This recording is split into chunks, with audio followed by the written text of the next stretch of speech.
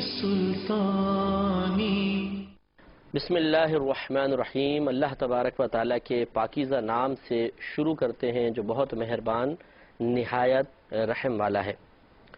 اللہ تعالیٰ کا بڑا فضل و کرم ہے کہ اس نے ہمیں بخاری شریف کا درس دینے کی توفیق عطا فرمائی، اور آپ کے لیے بھی یہ مقام شکر ہے، وقت شکر ہے کہ آپ کو سننے کی سعادت عطا فرمائی. انشاءاللہ ہم یہ حدیثیں سن رہے ہیں. جب تک میں بیان کر رہا ہوں مجھے اللہ تعالیٰ کی رحمت سے امید ہے مجھ پر اللہ تعالیٰ کی بے شمار نعمتوں، برکتوں اور رحمتوں کا نزول ہو رہا ہے، اور آپ بھی ہمتن گوش ہو کے اس کو سماعت فرما رہے ہیں تو آپ بھی ان برکات سے محروم نہیں ہوں گے.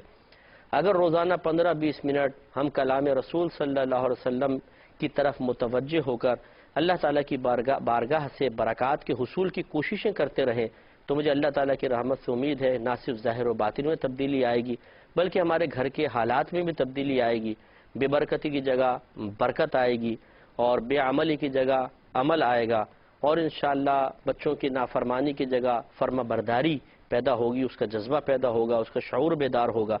تو خلاصہ کلام یہ ہے کہ قرآن مجید ہو یا احادیث کریمہ ہو، ان کلاموں میں بے شمار برکتیں ہیں. ان کا ذکر باعث نزول رحمت خداوندی ہے. اس کے لیے ہمیں اہتمام کرنا چاہیے، کوشش کرنی چاہیے. تو یہ اللہ نے ایک بڑا پیارا موقع عطا کر دیا کہ ہم یہاں اسٹوڈیو میں آپ کے لیے درس کرتے ہیں، اور آپ اپنے گھر بیٹھے بڑے آرام سے اور بلا مبالغہ لاکھوں اور کوئی بعید نہیں ہے کہ کروڑوں لوگ اس درس کو ایٹ اے ٹائم سنتے ہوں اور اکتساب کرتے ہوں. اور جتنا بڑا مجمع ہوتا ہے، جتنی بڑی محفل ہوتی ہے، جتنی بڑی مجلس ہوتی ہے، اتنا ہی زیادہ اللہ تعالیٰ کی رحمتوں کا نزول ہوتا ہے. اور یہ صحیح حدیث ہے، نبی کریم صلی اللہ علیہ وسلم نے ارشاد فرمایا کہ اللہ تبارک و تعالیٰ کے بعض فرشتے ایسے ہیں جو زمین میں سیر کرتے رہتے ہیں، اور وہ ان کے سیر کا مقصد یہ ہوتا ہے کہ وہ اللہ تعالیٰ کے ذکر کی مجالس کو تلاش کرتے ہیں، اور جب وہ دیکھتے ہیں کہ کچھ لوگ جمع ہو کر اللہ تعالیٰ کا ذکر کر رہے ہیں تو وہ اس کو گھیر لیتے ہیں، ڈھانپ لیتے ہیں، حتیٰ کہ زمین سے آسمان تک فرشتے ہو جاتے ہیں. تو مجھے اللہ تعالیٰ کی رحمت سے امید ہے کہ جب ہمارے درس ہوتا ہے، آپ اس کو سماعت فرماتے ہیں تو اللہ تعالیٰ کی طرف سے اس قسم کے انعامات کا بھی ظہور ہوتا ہے جو اگرچہ ہمیں ظاہری نگاہوں سے نظر نہیں آتے، لیکن احادیث کریمہ کی روشنی میں باطنی نگاہ سے ان کو بالکل ملاحظہ کیا جا سکتا ہے. اس لیے ہماری گزارش یہ ہے، خلاصہ کلام یہ ہے کہ بہت استقامت کے ساتھ یہ پروگرام سماعت فرمائیں. آپ خود بھی دیکھیے، دوسروں کو ترغیب دیجیے، اور کوشش کریں کہ آپ جو ہم اس میں نکات ذکر کرتے ہیں حدیث نمبر کے ساتھ آپ اس کو نوٹ کرتے جائیے، اور جب آپ رات کو لیٹیں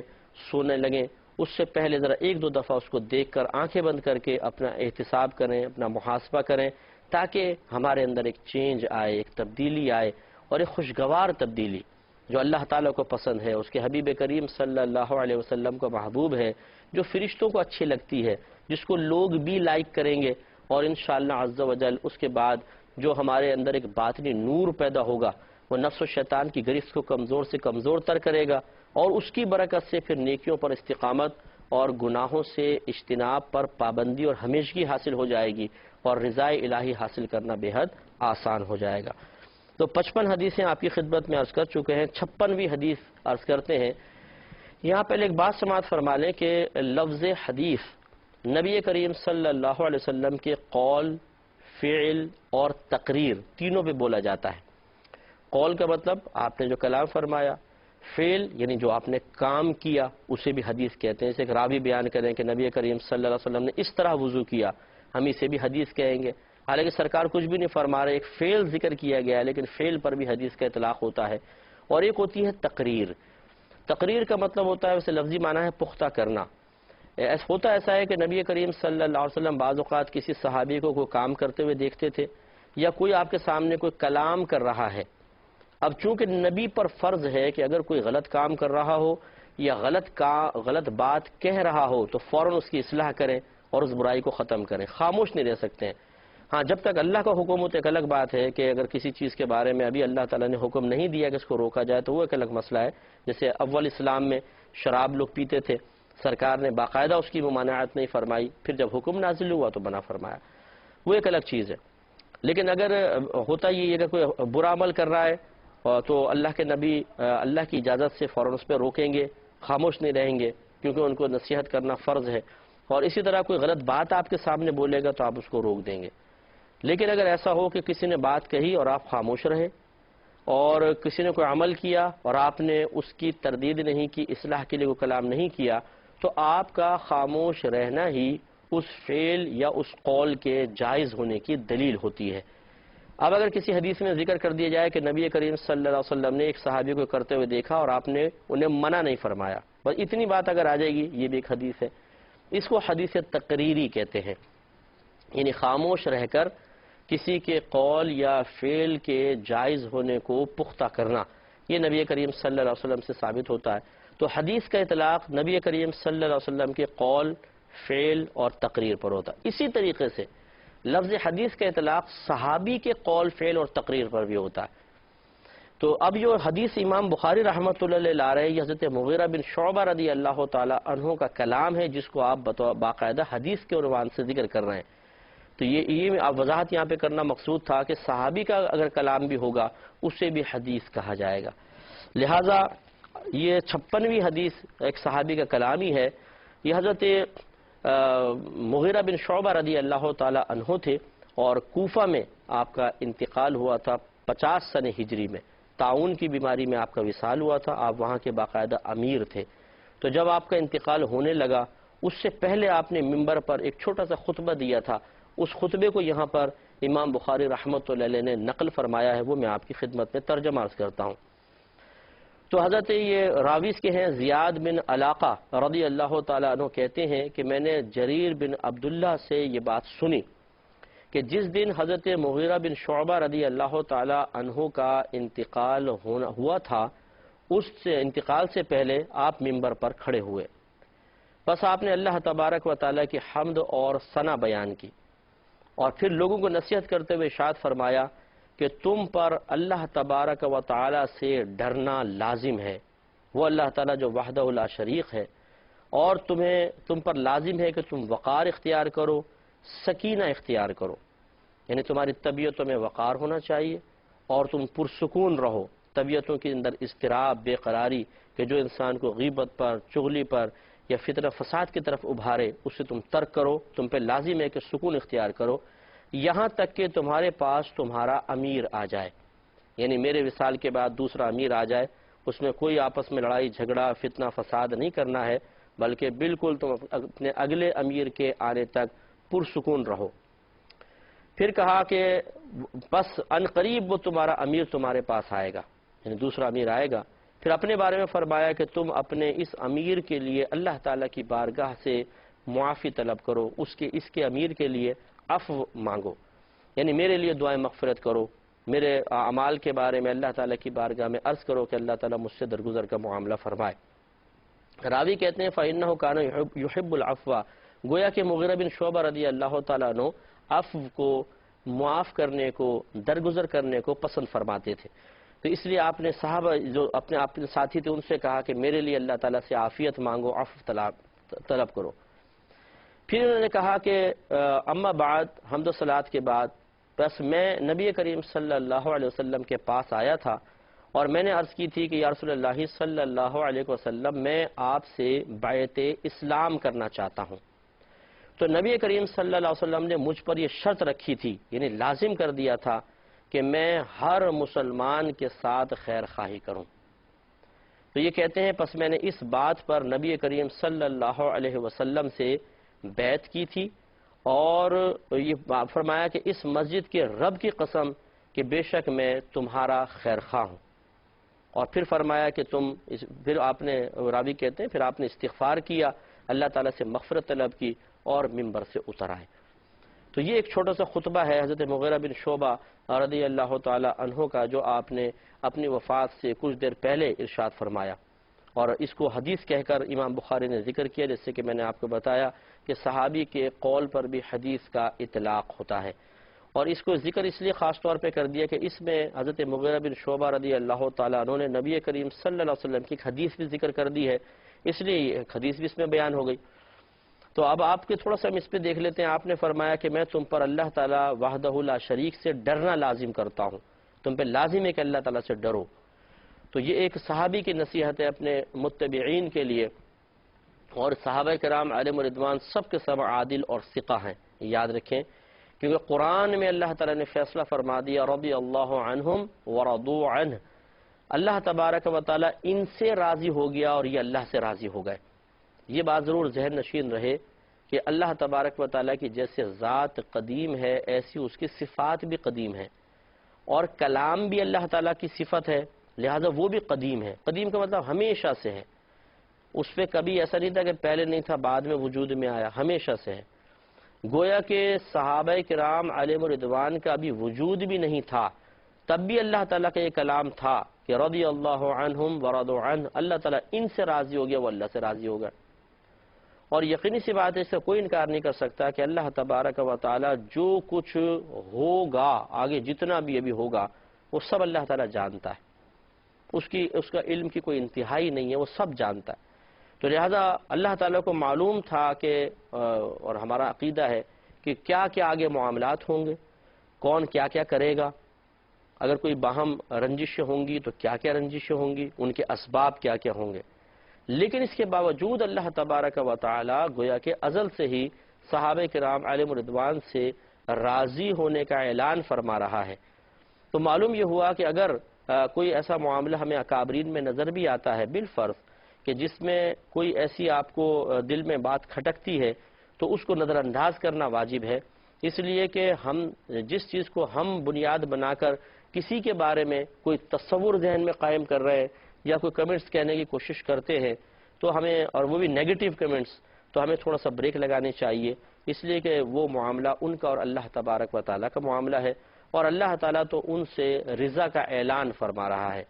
تو جن سے اللہ راضی ہونا تو یہ چاہیے کہ ہم بھی اس سے راضی، اللہ تعالیٰ ہمارا محبوب جس سے راضی ہم بھی اس سے راضی۔ تو لہٰذا یہ بعض اوقات غلط ایک روش اختیار کی جاتی ہے کہ اللہ تبارک و تعالیٰ جس کے لیے رضا کا اعلان فرمائے ہم اس کے بارے میں دل میں کوئی نفرت رکھ لیتے ہیں۔ واقعات کو سن کر کسی کی ترغیب کے اوپر ایسا نہیں ہونا چاہیے۔ چنانچہ تمام صحابہ عادل تھے، ثقہ تھے، اللہ تعالیٰ ان سے راضی تھا، اور نبی کریم صلی اللہ علیہ وسلم نے اپنے صحابہ کرام کے لیے جنت کی بشارتیں بھی دی ہیں۔ تو لہٰذا یہ چونکہ عادل ہیں، نیک پرہیزگار ہیں اور بعمل لوگ ہیں، اس لیے حضرت مغیرہ بن شعبہ رضی اللہ تعالیٰ عنہ اپنے متبعین کو اللہ سے ڈرنے کی نصیحت کر رہے ہیں، تو خود تو بدرجہ اولیٰ اللہ تعالیٰ کا خوف رکھتے ہوں گے، اور یہ ہمیں حسن ظن بھی قائم رکھنا واجب ہے۔ لہٰذا آپ نے وقار، سکینہ اور اللہ تعالیٰ سے ڈرنے کی تلقین فرمائی۔ ہمیں آپ کو بھی چاہیے کہ اللہ سے خوف کریں۔ اللہ سے ڈرنے کا مطلب اللہ کے عذاب سے ڈرنا، اس کی گرفت سے ڈرنا، اس کی پکڑ سے ڈرنا، اس کے طرف سے میدان معاشر میں ذلیل کر دیے جانے سے ڈرنا۔ تو اس سے ہمیں خوف رکھنا چاہیے اور ایسے عمل نہیں کرنا چاہیے کہ جس کی وجہ سے اس قسم کا معاملہ ہو۔ اپنی طبیعتوں میں وقار اور سکون پیدا کرنا چاہیے۔ ہماری طبیعتوں میں جلد بازی بہت زیادہ ہے، ہم کسی سے ناراض ہونے میں بہت جلدی کرتے ہیں، کسی پہ تبصرہ کرنے میں بہت جلدی کرتے ہیں، کسی کو نیچا دکھانے میں بہت جلدی کرتے ہیں، کسی سے انتقام لینے میں، بدلے لینے میں بہت جلدی کرتے ہیں۔ ایسا نہیں ہونا چاہیے، کیونکہ جو جلد بازی کرتا ہے بعد میں پچھتاتا ہے، افسوس ہوتا ہے، ندامت ہوتی ہے، اسے احساس ہوتا ہے کہ یار میں برداشت کر لیتا اچھا تھا، میں نے ظلم کر دیا کسی کے ساتھ، اس نے کم کیا تھا، کیا برا تھا، لیکن میں نے تو بہت زیادہ برا کر دیا، پہلے وہ ظالم تھا میں مظلوم، اگر اسی طرح میدان معاشر میں پہنچتا تو مظلوم اٹھتا، لیکن جب میں نے بدلہ لے لیا تو وہ مظلوم ہو گیا اور میں ظالم۔ اب میدان معاشر میں جب اٹھیں گے تو میں ظالموں کے فہرست میں ہوں گا، ظالموں کی لائن میں ہوں گا، اور وہ مظلوموں کے ساتھ کھڑا ہوگا، اور اللہ تبارک و تعالیٰ اس کے رسول کریم صلی اللہ علیہ وسلم کی تائید مظلوم کے ساتھ ہے، ظالم کے ساتھ تو نہیں۔ تو پھر انسان کو تھوڑی ندامت بھی ہوتی ہے۔ تو اس لیے ہمیں پہلے ہی اپنی طبیعت میں کچھ وقار، سنجیدگی، متانت، سکون پیدا کرنا چاہیے۔ یہ بے قراریاں، فوری طور پہ کیے گئے فیصلے اور ان پہ فوراً عملی اقدامات، یہ بعض اوقات بہت نقصان کا باعث ہوتے ہیں۔ اس نصیحت سے ہمیں یہ بھی حاصل ہوتا ہے، اور خصوصاً میں بہنوں کی خدمت میں عرض کروں گا کہ یہ بہت ہی جلد باز ہوتی ہیں، بہت ہی زیادہ تیزی کے ساتھ فیصلے کرتی ہیں، اور میں نے جو میری اتنی لائف ہے یہ تبلیغ دین کے سلسلے میں اور افتاء کے سلسلے میں، فتووں کے سلسلے میں، ہم نے دیکھا ہے کہ بہنیں جلدی فیصلہ کرتی ہیں اور بعد میں بہت زیادہ پچھتاتی ہیں، افسوس کرتی ہیں، اور پوری زندگی بھی جلتی کڑتی رہتی ہیں، بعض اوقات اس قسم کے نقصانات کا شکار ہو جاتی ہیں۔ تو ایسا ہونا نہیں چاہیے، سکون اور وقار اپنی طبیعت میں پیدا کرنا چاہیے، اور فیصلہ کرنے سے پہلے اچھے لوگوں سے مشاورت، گہرا غور و تفکر، بہترین انداز سے تدبیر اختیار کرنا، انداز خوبصورت اختیار کرنا، اور پھر اس کے بعد کوئی عملی قدم اٹھانا ہونا چاہیے، تو انشاءاللہ ندامت یا تو بالکل ہوگی ہی نہیں یا بہت ہی کم ہوگی۔ انشاءاللہ آپ آزما کر دیکھیں، بہت ہی فائدہ ہوگا۔ یہاں تک کتاب کیفا بدأ الوحی آپ کو پتہ ہے کہ وہ شروع ہوئی تھی، اس کے بعد کتاب الایمان تھا، اس کے بعد اب کتاب العلم کا آغاز ہوا ہے، جس میں اکثر وہ حدیثیں امام بخاری رحمۃ اللہ علیہ لے کر آئے ہیں جن کا تعلق علم سے ہے۔ تو یہ ذکر کرتے ہوئے کہتے ہیں بسم اللہ الرحمن الرحیم، اس پہ باب قائم کیا کہ باب فضل العلم، علم کی فضیلت کا باب۔ اس پہ اللہ تعالیٰ کے فرمان لے کر آئے ہیں کہ قول اللہ عز و جل، اللہ تبارک و تعالیٰ کے قول کا باب کہ یرفع اللہ الذین آمنوا منکم والذین اوتوا العلم درجات واللہ بما تعملون خبیر۔ امام بخاری یہ آیت لے کر آئے جس کا مفہوم ہے کہ بلند فرمائے گا اللہ تبارک و تعالیٰ ان لوگوں کو کہ جو ایمان لائے اور تم میں سے، اور ان لوگوں کو جن کو علم دیا گیا، اور کس طرح بلند فرمائے گا؟ درجات، کئی درجے بلندی عطا فرمائے گا، اور اللہ تبارک و تعالی جانتا ہے جو کچھ تم کر رہے ہو، وہ خبیر ہے، خبر رکھنے والا ہے۔ تو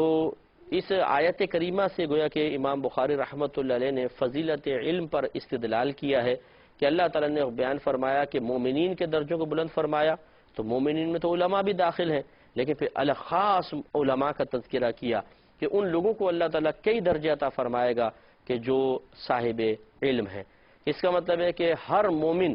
دوسرے تمام جو قومیں ہیں، کفار ہیں، منافقین ہیں، مشرکین ہیں، ان سے ممتاز ہے، اللہ نے اس کو درجہ عطا فرمائے ہیں، اور پھر مومنین میں صاحب علم لوگوں کے درجات اللہ تبارک و تعالی نے بلند فرمائے ہیں۔ جب نص قطعی سے ثابت ہو گیا کہ اہل علم کے درجات اللہ تعالی نے بلند فرمائے ہیں، تو پھر وہ ہمارے بھائی بہن تھوڑا سا غور و تفکر کریں کہ جو اپنے قول سے، اپنے فعل سے، اپنی کوششوں سے اہل علم کے مقام کو گھٹانے کی کوشش کرتے ہیں، ان کا ذکر حقارت کے ساتھ کرتے ہیں، توہین کے ساتھ کرتے ہیں، وہ نہیں چاہتے کہ جو اچھے علماء ہیں ان کی بھی کوئی عزت معاشرے میں بنے۔ دیکھیں خرابی ہر جگہ ہوتی ہے، کوئی انکار نہیں کر سکتا کہ کالی بھیڑیں ہر شعبے میں ہیں، تو اہل علم طبقے کے اندر بھی خراب قسم کے لوگ ہو سکتے ہیں، لیکن ایک دو کو بنیاد بنا کر سب کے اوپر کیچڑ اچھالنے کی کوشش کرنا یہ قطعاً غیر مناسب ہے۔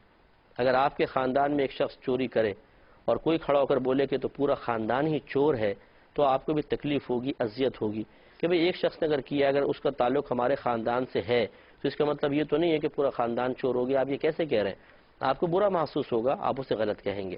اس طرح طبقہ علماء میں اگر کوئی شخص غلطی کرتا ہے، بالفرض آپ کے نزدیک غلطی ہے بھی، تو اس سے دیگر علماء کا وقار کیسے زائل ہو جائے گا؟ ان کے اوپر کیچڑ اچھال کر کیوں اپنی آخرت کی بربادی کا ہم سامان کریں؟ کیونکہ عالم کی عزت قائم رکھنا یہ